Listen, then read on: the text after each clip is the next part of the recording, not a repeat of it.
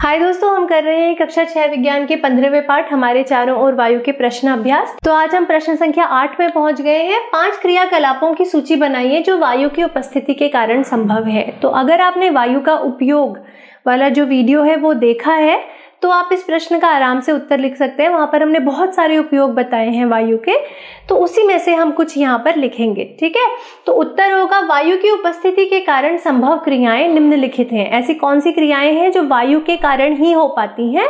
तो सबसे पहला वस्तुओं का जलना। ठीक है, तो जो ज्वलन की क्रिया होती है वो वायु के अवयव ऑक्सीजन की वजह से होती है। ठीक है, तो अगर ऑक्सीजन नहीं होगी तो जलने की क्रिया नहीं हो सकती, और ऑक्सीजन किस में उपस्थित होती है? वायु में ही उपस्थित होती है। तो इसका मतलब क्या है कि ज्वलन की अभिक्रिया वायु की अनुपस्थिति में नहीं हो सकती, या वायु की अगर नहीं है वायु तो जलने की अभिक्रिया नहीं हो सकती।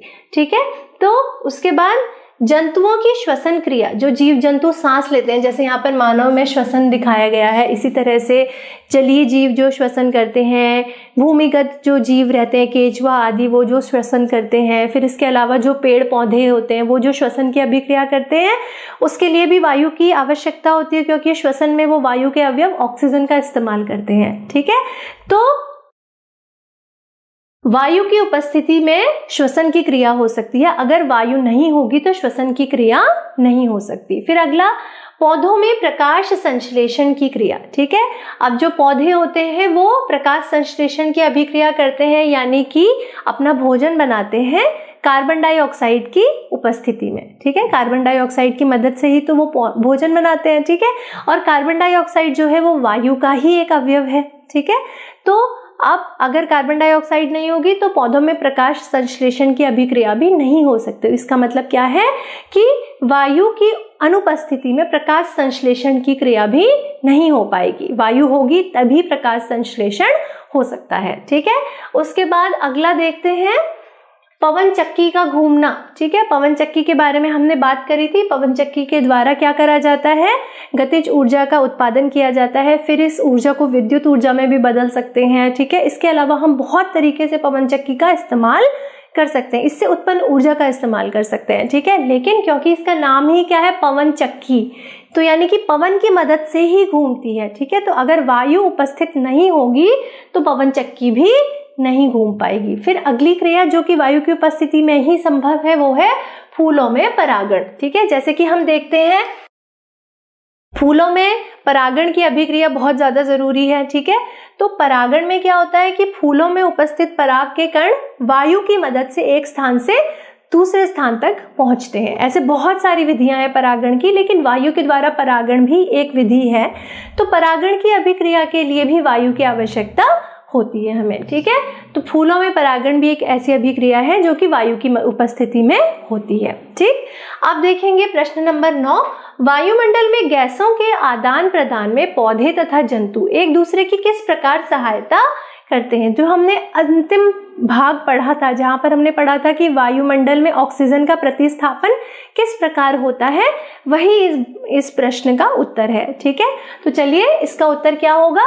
वायु में ऑक्सीजन और कार्बन डाइऑक्साइड दोनों गैसें पाई जाती हैं। ठीक है, ऑक्सीजन का उपयोग हम श्वसन में करते हैं और कार्बन डाइऑक्साइड हम श्वसन के बाद बाहर निकालते हैं। ठीक है, अब यहां पर एक बात समझने वाली है कि पौधे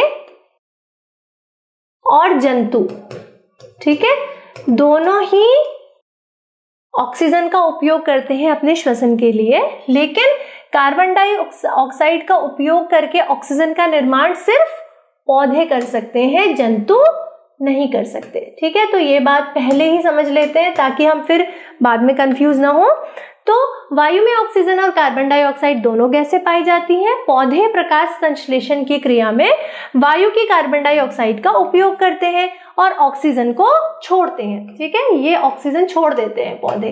ठीक, फिर जंतु और पौधे श्वसन की क्रिया में ऑक्सीजन को इस्तेमाल करते हैं। अब पौधों के द्वारा दी गई ये ऑक्सीजन जंतु और पौधे स्वयं भी उपयोग करते हैं अपने श्वसन के लिए, और फिर बदले में कार्बन डाइऑक्साइड को छोड़ देते हैं। ठीक है, तो अब इस तरह से क्या होता है कि एक तरफ से पौधे ऑक्सीजन का उत्पन्न करते हैं। ठीक है, और फिर पौधे स्वयं और जंतु उस ऑक्सीजन को इस्तेमाल करते हैं और श्वसन के बाद कार्बन डाइऑक्साइड को वापस वायुमंडल में छोड़ देते हैं। इस कार्बन डाइऑक्साइड को पौधे फिर से प्रकाश संश्लेषण में प्रयोग करते हैं और फिर से ऑक्सीजन का निर्माण करते हैं। ठीक है, तो इस प्रकार क्या होता है, एक तरफ से ऑक्सीजन का निर्माण होता है पौधों के द्वारा, ठीक है, और दूसरी तरफ से कार्बन डाइऑक्साइड जो है वो वायुमंडल में छोड़ी जाती है पौधे और जीव जंतुओं के द्वारा।